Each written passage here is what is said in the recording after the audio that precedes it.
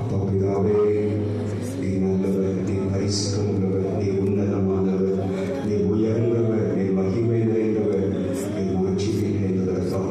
நமக்கு நாங்கள் ஸ்தோத்திரங்களை செலுத்துகிறோம்.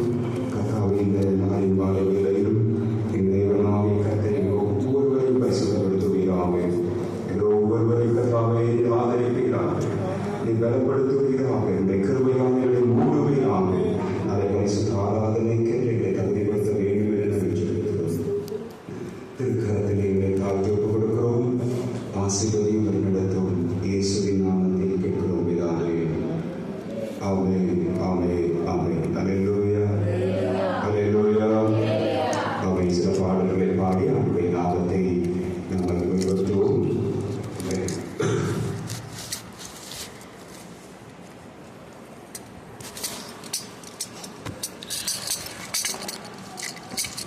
உங்கள் பாடாமல் யாரை நான் பாடுவேன், உம்மை துதிக்காமல் யாரை நான் துதிப்பேன். துதியும் உமக்கே அல்லேலூயா, கனமும் உமக்கே அல்லேலூயா.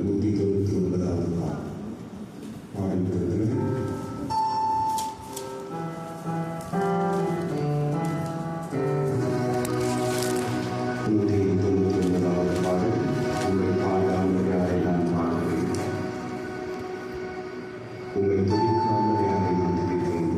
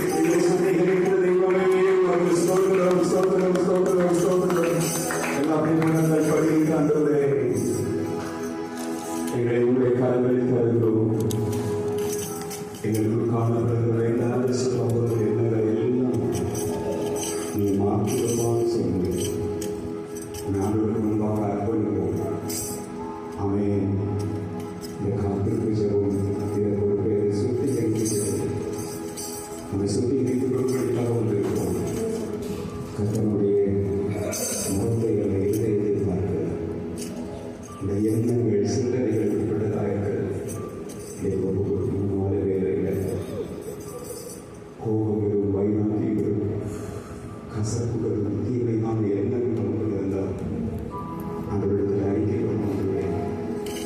அந்த விதமான மனிதன் இரண்டு குறைகள் கொண்டு என்னை மன்னி என்னை கழுவும் என்னை கழுவும் என்னை கழுவும் அவர்களோடு சமாதானமாக இருக்கும் பரிசுத்தம் உள்ளவர்களாக இருக்கும் நாடுகள் என்று வேதம் சொல்கிறார். யார் மேலேயாவது நமக்கு கசப்பு இருக்குமானால் அவருடைய சரியானவர்கள் நம்மை சமாதானத்தை கேட்க வந்தவர்களாக என்னை பரிசுத்தத்தில் சொல்லலாம். நீ சமாதானத்தில் தேவன், நீ அளவிலே சுத்திகரிக்கிற தேவன், எங்களுடைய நீதிமான்களாக பரிசுத்தமாகுவதற்காக எங்கள் எண்ணங்கள், எங்கள் சிந்தனைகள், எங்கள் வேண்டாத சுபாவங்கள் எல்லாம் எங்களுக்கு மாற்றம் சுத்திகரிப்பதற்காகவே பரிசுத்தப்படுத்துவதற்காகவே எல்லாம் திருமணே நம்ம யாருமே கவனமாக இருக்கிறோம். ஒரு சரிதானதில் வந்திருக்கிறோம்ப்பா. ஏசாயாவின் நாவை தொட்டவர் இன்னைக்கு என்னுடைய நாவை தொடுக்கிறதாவே, எரேமியாவின் நாவை தொட்டவர் இன்னைக்கு எங்களுடைய நாவை தொடுக்கிறதாவே. கர்த்தாவே, எங்களுடைய பாவங்களை எங்களை கருவை சுத்திகரிங்கப்பா. எங்களிடத்தில் காணப்படுகிற வேண்டாத காரியங்கள் எங்களுக்கு வேண்டாத எல்லா சுபாவங்களும் எங்களை விட்டு மாறட்டும், எங்களை விட்டு நீங்கட்டும். எங்கள் மேல வேலை கிருபையை ஊற்றும், உடைய மகிமையை ஊற்றும். ஹல்லேலூயா, ஹல்லேலூயா, ஹல்லேலூயா. பரிசுத்த ஆவியானவரே, எங்களை ஆட்கொள்ளுவீராக. பரிசுத்த ஆவியானவரே, எங்களை ஆட்கொள்ளுவீராக. பரிசுத்த ஆவியானவரே, எங்களை சுத்திகரிப்பீராக. கர்த்தாவே, எங்களை சுத்திகரிக்கப்பா, சுத்திகரிக்கப்பா, சுத்திகரிக்கப்பா. உடைய சன்னிதானத்தில் நிற்கிறதற்கு எனக்கு வெள்ளம் தாங்கப்பா. உடைய சன்னிதானத்தில் நிற்கிறதற்கு எனக்கு கிருபை தாங்கப்பா. இரக்கத்தை பெறவும் சகாயம் செய்ய கிருபை அடையவும் நம்முடைய தைரியத்தோடு திருவாசல் தண்டையில் வருகிறதற்கு எங்களுக்கு வெள்ளம் தாங்கப்பா, எங்களுக்கு வெள்ளம் தாங்கப்பா, எங்களுக்கு வெள்ளம் தாங்கப்பா. ஆலயத்தை சுத்திகரியும், அன்றைய உள்ளங்களை சுத்திகரியும், சிந்தனைகளை சுத்திகரியும். அன்றைய ஆலயம்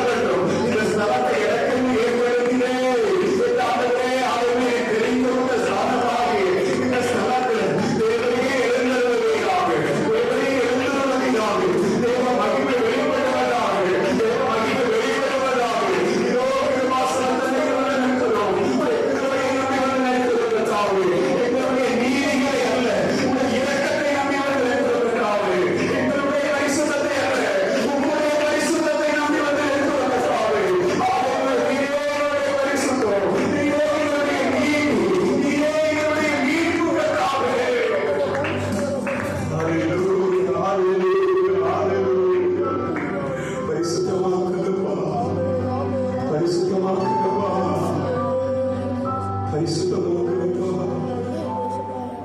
பரிசுத்தம் இல்லாமல் ஒருவரும் தேவனை தரிசிக்க முடியாது.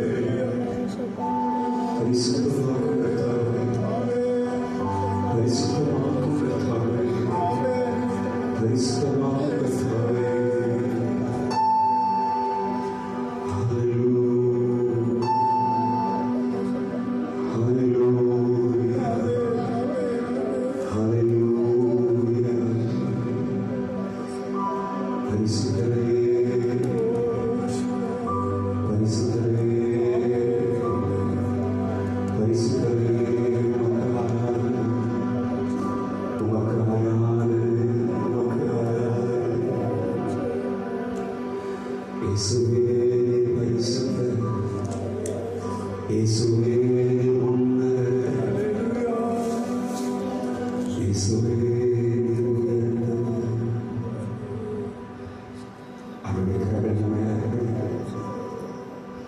தேவனுக்கு ஏற்ற பரிசுத்தம் வார்த்தைகள்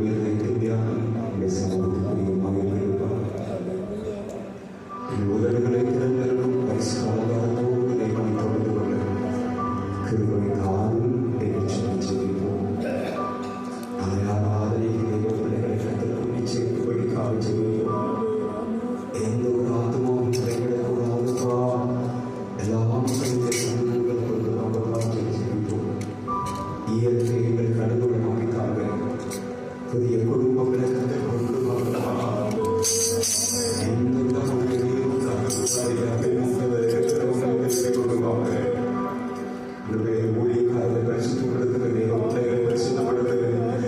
அற்புத வல்லமையில் நடுவில் வெளிப்படப்பட்டதாக சொல்லி நாம் எவ்விதத்திலே நாளையும் நினைவுகளுக்காக பரிசுத்தாவியின் அபிஷேகம் எல்லா பிள்ளைகளையும் பெறப்படும். பரிசுத்தாவியின் அபிஷேகம் எல்லா பிள்ளைகள் மேல் இறங்கி வரட்டும். பரிசுத்தாவியாக நல்லவை வேலை கோஸ்தை நாமில் இறங்கி வந்து ஒரு எதிர்ப்புதலின் அக்கேதியை ஊற்றினது போல் கத்தரால் அசைக்கப்பட்டது போல் இந்த பின்மாரியின் காலத்தில் அவருடைய பின்மாரியின் ஆவியை ஊற்றுக, அபிஷேகத்தை ஊற்றுகப்பான்னு சொல்லி அவருடைய கரங்களை ஒப்புக்கொண்டு தேவனை பரிசுத்தப்படுத்தும்படிக்காகவும் தேவன் நம்மை ஆசீர்வதிக்கும்படிக்காகவும் அபிஷேகத்தால் நிரப்பும்படிக்காகவும் யாராவது ஒரு சமூகம்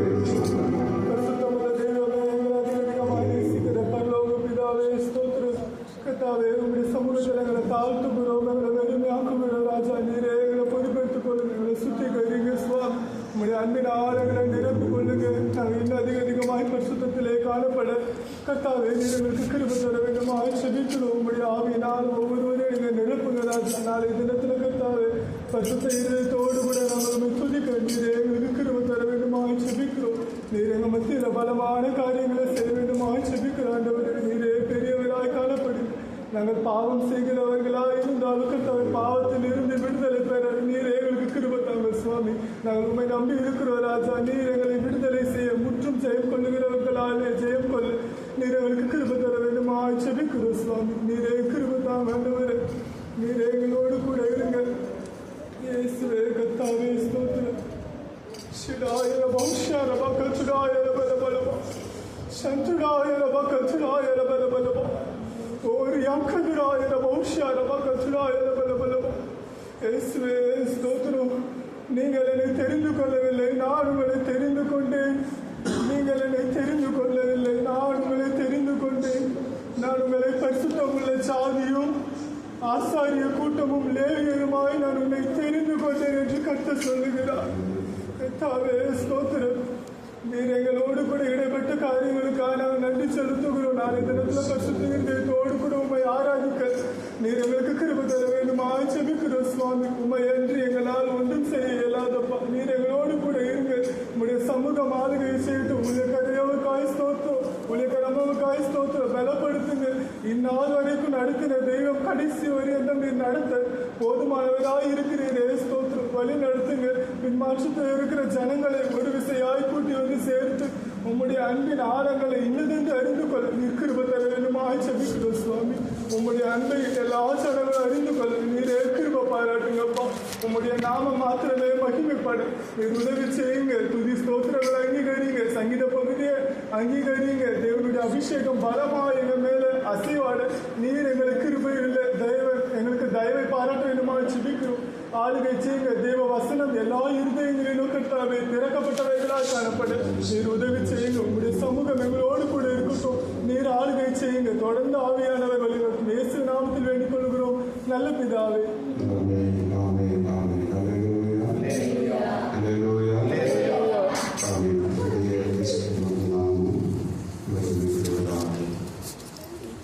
இந்த நாளிலே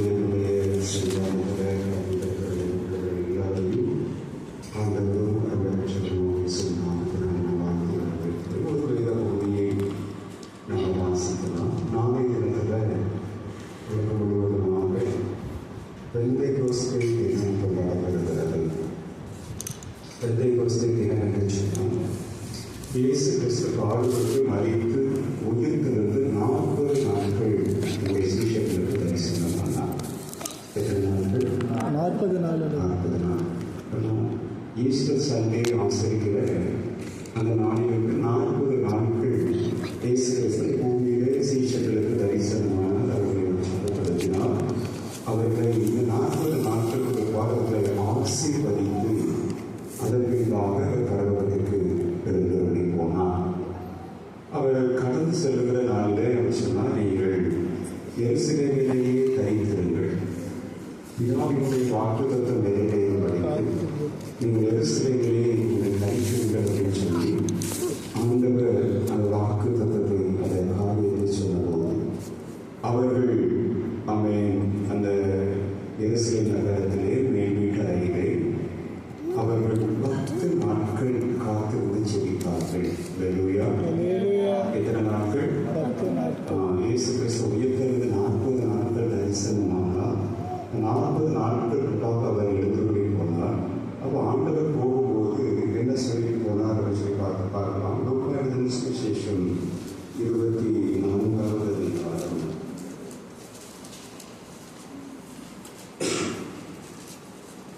47, 48, 49 வசனங்கள் மனம் பெறுவதும் பாவம் மன்னிப்பும் எருசலேம் தொடங்கி சகல தேசத்தாருக்கும் அவருடைய நாமத்தினாலே பிரசங்கிக்கப்படவும் வேண்டியது. நீங்கள் இவைகளுக்கு சாட்சிகளாக இருக்கிறீர்கள். அல்லேலூயா. நம் சீஷர்கள் என்னும் பரிசுத்த ஆவியின் அவன் அபிஷேகத்தை அல்லது பின்மதியின் ஆவியை அவர்கள் பெற்றுக்கொள்ளவில்லை. அவர்கள் இயேசுவோடு ஊழியம் செய்தார்கள். ஆண்டவர் அவர்களை தெரிந்து கொண்டார்.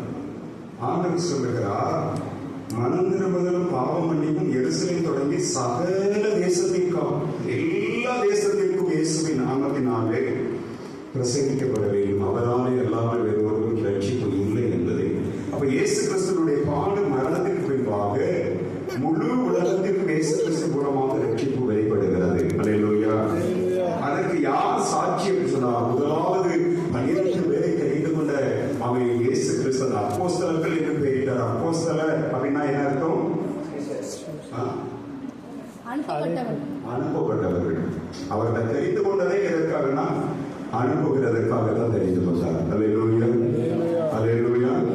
ஆகவேதான் மார்க் 3வது அதிகாரத்தில் அவர் சீஷர்களை தெரிந்து கொள்ளும் போது ஆண்டவர் அவர்களை குறித்து அவர்கள் தம்மோடு கூட இருக்கவும் பிரசங்கம் பண்ணும்படிக்காக தாம் அவர்களை அனுப்பவும் அவர்களை தெரிந்து கொண்டார்.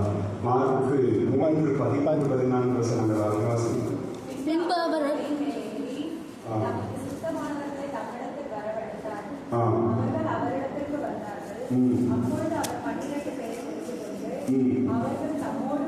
அவர்கள் தம்மோடு கூட இருக்கவும்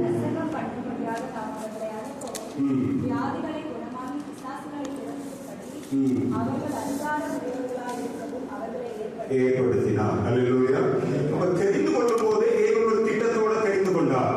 ஆனா 3.5 வருஷ கால இயேசுவோடு கூட நடந்த போது இவர்களுக்கு அதெல்லாம் தெரியல. இவங்க என்ன நினைச்சுட்டாங்கன்னா இயேசுவோடு சும்மா நடக்கணும், சீஷர்களை போல என்ன செய்யணும், நடக்கணும். ஒரு ஊழியத்தை என்ன செய்யணும், அவர் கூட நம்ம நடக்கணும், அவர் செய்வாரு. அதை பார்க்க போனா மோஸ்ட் இருந்த சீஷர்கள் எல்லாமே இயேசுவை விட வயதானவர்கள். அப்போஸ்தலனாகிய யோவான் தான் சிறுவர். இயேசுவை விட கொஞ்சம் சிறு வயதாக இருக்கலாம், மற்றவங்க எல்லாம் பெரியவங்க. அப்போ இயேசுடைய ஊழிய காலம் முழுவதும் நாம் அவர்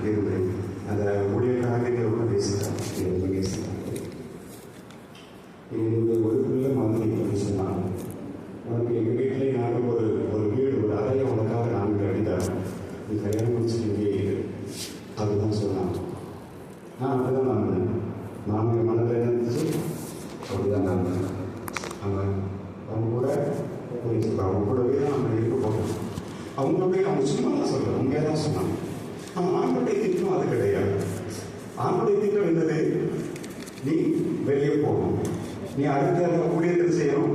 இப்போ நான் அவர்கள் கூடவே இருந்தேன்னா அவங்க அசிஸ்டன்ட் பாஸ்டராகவே என்ன செஞ்சுட்டே இருக்கணும், இருந்துகிட்டே தான் இருக்கணும்.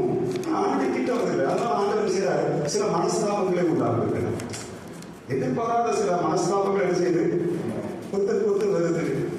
அப்போ எதுவும் எதிர்த்து பேச முடியல. நான் 3 முறை நான் சொல்றேன், 3 வருஷ காலம் ரொம்ப நல்லா அது சில மனஸ்தாபங்கள்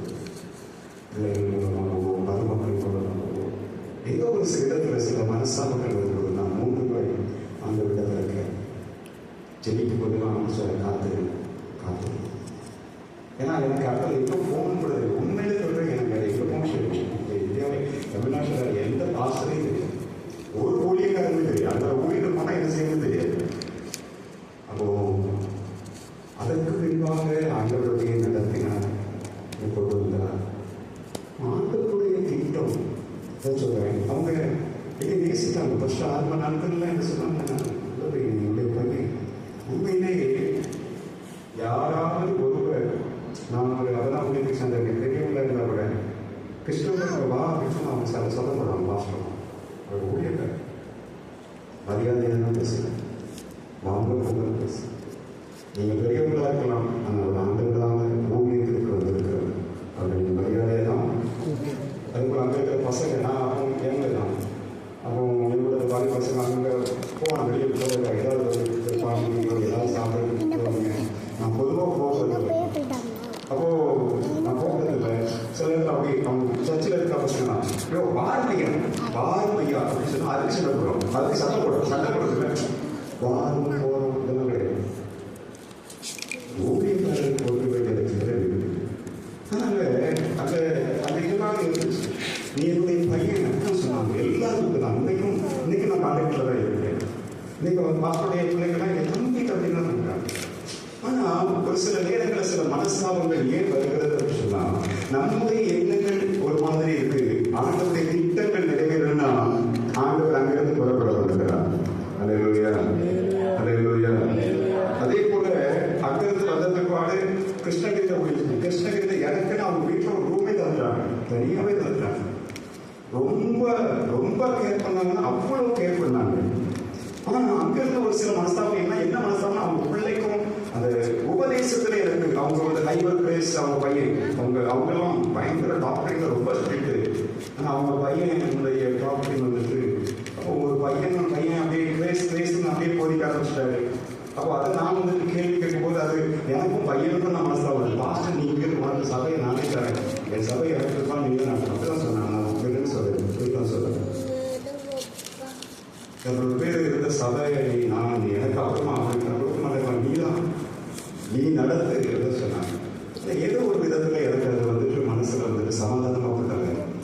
அதன் பின்பாகத்தான் அப்படியே வயக்காடு வந்துங்க வந்து இந்த இடத்துல நான் ஏற்கனவே சொல்லியிருக்கேன் பாருங்க, எனக்கு வேற ஒரு மொழிக்காரருக்காக ஆயத்தப்படுத்தப்பட்டது. ஆனால் தேவனுடைய திட்டங்களும் தீர்மானங்களும் நம்முடைய வாழ்க்கையில இருக்கிறத நம்ம சில நேரத்தில் அறிய மாட்டோம். ஆனால் தேவனுடைய கருத்துக்கள் நம்ம இருக்க நம்மை அதன் வழியாக நடத்துவார். அல்லேலூயா அல்லேலூயா. சீஷர்கள் நினைச்சாங்க நம்ம இயேசு கிறிஸ்துவோடே நம்ம எப்படி இருப்போம். ஆனா இயேசு கிறிஸ்து சொல்றாரு, அவங்களை தெரிந்தெடுக்கும் போதே என்ன சொல்றாரு, முதல்ல தம்மோடு கூட இருக்கணும், 2வது பிரசங்கம் என்படிக்காக நான் உங்களை அனுப்புவேன், அதுபோல வியாதியுள்ளவர்களை சுகமாக்கவும் எல்லாருக்கும் சுவிசேஷத்தை அறிவிக்கிறதுக்காக அவர்களை ஏற்படுத்தினார். அல்லேலூயா. அவன் இயேசு கிறிஸ்து மரித்தார், உயிர்த்தெழுந்தார், 40 நாட்கள் அவர்களுக்கு தரிசனமாகி அவர்களுடைய பயங்களை எல்லாம் போக்கி அவர்களை ஆயத்தப்படுத்தினார். ஆனால் ஒரு காரியத்திற்காக அவர்களை காத்திருக்கும்படி சொல்லுகிறார், உன்னதத்திலிருந்து பிதாவினுடைய வாக்குத்தத்தத்தை பெற்றுக் கொள்கிற வரை நீங்கள் எருசலேம் நகரத்தில் காத்திருங்கள். அல்லேலூயா அல்லேலூயா. ஆண்டவர் அவர்களை சொல்லி சொல்றாரு, இந்த சுவிசேஷம் எருசலேம் தொடங்கி சகல தேசங்களுக்கும் பிரசங்கிக்கப்பட வேண்டும். அதற்கு யார் சாட்சிகள்? நாம் என்னோடு இயேசு கிறிஸ்துவோடு கூட இருந்த, இயேசு கிறிஸ்துவினோடு கூட நடந்த நீங்கள் அதற்கு சாட்சிகள். அல்லேலூயா அல்லேலூயா. அப்போ சாட்சிகளா இருக்கணும் அப்படின்னு சொல்லிட்டுதான் 49வது வசனத்தில் 24:49 என் பிதா வாக்குத்தத்தம் பண்ணினதை இதோ நான் உங்களுக்கு அனுப்புகிறேன், நீங்களோ உன்னதத்திலிருந்து வரும் பலனால் அறிவிக்கப்படும் வரைக்கும் எருசலேம் நகரத்தில்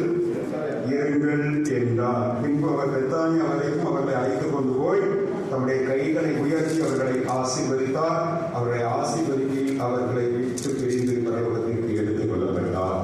அல்லேலூயா, அல்லேலூயா. அவர்கள் அவரை பணிந்து கொண்டு மிகுந்த சந்தோஷத்தோடு எருசலேமுக்கு திரும்பி வந்தார்கள். அல்லேலூயா. பெத்தானியா எங்களுக்கு கடந்த நாட்களில் ஞாபகம் இருக்கா உங்களுக்கு? பெத்தானியா எருசலேம்ல இருந்து ஒரு 2 மைல் தூரத்தில் தான் இருக்கு. அந்த எருசலேம்ல இருந்து இயேசு அந்த பண்டிகை நாட்கள் அங்கே தங்கியிருந்தார். அந்த பெத்தானியாவில் வரும்போது தான், அதாவது இப்போ எருசலேம் வந்துட்டு மறுபடியும் போகும்போது அந்த அத்தி மரத்தை சவித்தார். திரும்ப வரும்போது எல்லாரும் அவரை வந்து வரவேற்றாங்க. எல்லாம் வந்து பெத்தானியா எல்லாமே இங்கே பக்கத்தில் தான். அங்கிருந்து ஆண்டவர் எடுத்துக்கொள்ளப்பட்டால் இவங்க எங்கே வராங்க? எருசலேமுக்கு வராங்க. அதன் பின்பாக தான் அப்போஸ்தலர் 1ஆம் அதிகாரத்தில் சொல்லப்படுகிறது, அவர்கள் மேல் வீட்டு அறையிலே ஒருமனப்பட்டவர்களாய் காத்திருந்தார்கள். அல்லேலூயா, அல்லேலூயா. நீங்க அதை வாசிக்கலாம். அப்போஸ்தலர் 1ஆவது அதிகாரத்திலே 3வது வசனத்திலிருந்து வாசிங்க. அவர் பாடுபட்ட பின்பு 40 நாள் அளவும் அப்போஸ்தலருக்கு தரிசனமாகி தேவனுடைய ராஜ்யத்தை புரியுவதில் அவர்களுடனே பேசி அநேகம் தெளிவான திருஷ்டாந்தங்களினாலே அவர்கள் தம்மை உயிரோடு இருக்கிறவராக காண்பித்தார். அன்றியும் அவர் அவர்களுடைய கூடி வந்திருக்கும் போது அவர்களை நோக்கி, யோவான் ஜலத்தினாலே ஞானஸ்நானம் கொடுத்தான், நீங்கள் சில நாளைக்குள்ளே பரிசுத்த ஆவியினாலே ஞானஸ்நானம் பெறுவீர்கள். ஆகையால் நீங்கள் எருசலேமை விட்டு போகாமல் என்னிடத்தில் கேள்விப்பட்ட பிதாவின் வாக்குத்தத்தம் நிறைவேற காத்திருங்கள் என்று கட்டளையிட்டார். அல்லேலூயா, அல்லேலூயா. அப்பொழுது கூடி வந்திருந்தவர்கள் அவரை நோக்கி, ஆண்டவரே, இக்காலத்திலா ராஜ்யத்தை இஸ்ரவேலுக்கு திரும்ப கொடுப்பீர் என்று கேட்டார்கள். அதற்கு பிதாவானவர் தம்முடைய ஆதீனத்தில் வைத்திருக்கிற காலங்களையும் வேலைகளையும் அறிகிறது உங்களுக்கு அடுத்ததல்ல. பரிசுத்த ஆவி உங்களிடத்தில் வரும்போது நீங்கள் பலனடைந்து எருசலேமிலும் யூதேயா முழுவதிலும் சமாரியாவிலும் பூமியின் கடைசி பரியந்தமும் எனக்கு சாட்சியாக இருப்பீர்கள் என்றார். இவைகளை அவர் சொன்ன பின்பு அவர்கள் காத்துக் கொண்டிருக்க உயர எடுத்துக் கொள்ளப்பட்டார். அவர்கள் கண்களுக்கு மறைவாக ஒரு மேகம் அவரை எடுத்துக்கொண்டது. அவர் போகிற போது அவர்கள் வானத்தை அண்ணாந்து பார்த்துக் கொண்டிருக்க, இதோ வெண்மையான வஸ்திரம் தரித்தவர்கள் 2 பேர் அவர்களுக்கு நின்று, கலிலேயராகிய மனுஷரே, நீங்கள் ஏன் வானத்தை அண்ணாந்து பார்த்து நிற்கிறீர்கள்? உங்களிடத்திற்கு வானத்துக்கு எடுத்துக் கொள்ளப்பட்ட இந்த இயேசுவானது எப்படி உங்கள் கண்களுக்கு முன்பாக வானத்துக்கு எழுந்தருளி போனாரோ அப்படியே மறுபடியும் வருவார் என்றார்கள். அப்பொழுது அவர்கள் எருசலேமுக்கு சமீபமாய் ஒரு ஓய்வு நாள் பயணத்தில் இருக்கிற ஒலிவமலை எண்ணப்பட்ட மலையிலிருந்து எருசலேமுக்கு திரும்பி போனார்கள். அவர்கள் அங்கே வந்தபோது மேல் வீட்டில் ஏறினார்கள். அதில் பேதுருவும் யாக்கோபும் யோவானும் அந்திரேயாவும் பிலிப்பும் தோமாவும் பர்தலோமேயுவும் மத்தேயுவும் அல்பேயுவின் குமாரனாகிய யாக்கோபும் செலோத்தே என்னப்பட்ட சீமோனும் யாக்கோபின் சகோதரனாகிய யூதாவும் தங்கியிருந்தார்கள். அங்கே இவர்கள் எல்லாரும் ஸ்திரீகளோடும் இயேசுவின் தாயாகிய மரியாளோடும் அவருடைய சகோதரர்களோடும் கூட ஒருமனப்பட்டு ஜெபத்திலும் வேண்டுதலிலும் தரித்திருந்தார்கள். அல்லேலூயா.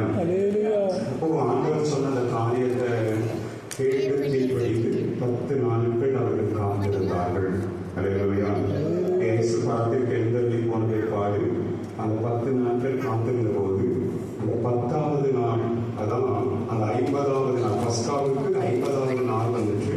அது பெந்தைக்கோஸ்தே பண்டிகை என்று அந்த ஆசிரிக்கிற அந்த நாளிலே பரிசுத்த ஆவியானவர் அந்த நாளிலே அவன் சீஷர்கள் மேல் பலமாய் இறங்கி வந்தார். அல்லேலூயா. அப்படிதான் ஈஸ்டர் முடிந்து போகும். நாளையோட எத்தனை நாள் ஆகுது? 50 நாள். ஈஸ்டர் சண்டைக்கு அப்புறமா நாளையோட எவ்வளவு நாள் ஆகுது? 50 நாட்கள் ஆகுது. அப்போ இந்த பெந்தைக்கோஸ்தே முழு உலகமும் இந்த பெந்தைக்கோஸ்தே நாளுக்காக ஆயத்தப்படுகிறது. அந்த நாளுக்காக நம்ம அவர்களை நினைவு கூறணும். நம்ம அந்த தேவனுடைய ஆவி, பரிசுத்த ஆவியானவரை நாம் பெற்றுக்கொண்டால்தான் நம்ம சாட்சிகளாய் வாழ முடியும். சீஷர்கள் இயேசுவோடு கூட இருந்ததினால் சாட்சி அவங்களால நிற்க முடியாது. உபத்திரவங்கள் காடுகள் வந்தபோது அவங்க அறைவேலை கூட்டிக் கொண்டு பயந்து போயிருந்தார்கள். ஆனால் பரிசுத்த ஆவியினால் அவர்கள் நிரப்பப்பட்ட பிற்பாடு அவர்கள் மரண தருவாயிலும் இயேசுவுக்கு சாட்சியாக நின்றார்கள். அதற்கு முன்பதாக என்ன நடக்கிறது? காத்திருப்பு, ஒரு ப்ரிப்பரேஷன், ஒரு ஆயத்தம் ஒன்று காணப்படுகிறது. அல்லேலூயா. ஆண்டவர் சொல்றாரு, நீங்க பிதாவினுடைய வாக்குத்தத்தம் நிறைவேறும் வரைக்கும் நீங்க எருசலேமில் காத்திருங்கள். நீங்க பிதாவினுடைய வாக்குத்தத்தத்தை பெற்றுக்கொள்ளும்படியாக நீங்க தரித்திருங்கள். அப்போ அவர்கள் ஒருமனப்பட்டவர்களாய் ஜபத்திலும் வேண்டுதலிலும் தரித்திருந்தார்கள்.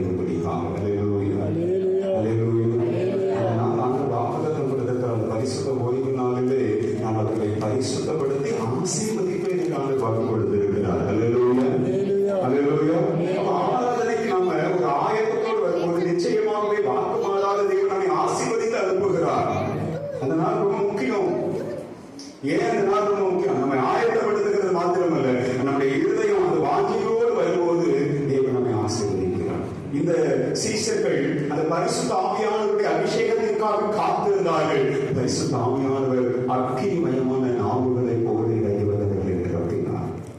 அல்லேலூயா, அல்லேலூயா, அல்லேலூயா. எதற்கு காத்திருந்தாங்க? அபிஷேகத்திற்கு காத்திருந்தாங்க. பரிசுத்த ஆவியானுடைய வல்லமைக்கு காத்திருந்தாங்க. பரிசுத்த ஆவியின் வல்லமையை பெற்றுக் கொண்டார்கள். அல்லேலூயா, அல்லேலூயா. நாம் எதற்காக காத்திருக்கிறோம்? நாம் தேவனுடைய சமூகத்தில் வரும்போது காத்திருப்போடு கூட வாஞ்சியோடு நாம் வரும்போது தேவன் நம்மை அதின்படி நம்முடைய இருதயத்தின் இயக்கங்களின்படியே நம்மை சந்திக்கிறார். அல்லேலூயா. ஆகவே அவை நம்ம தினத்தில் எந்த யோசிக்கிறோம் நம்மை ஆயத்தப்படுத்திக் கொள்வார்களே.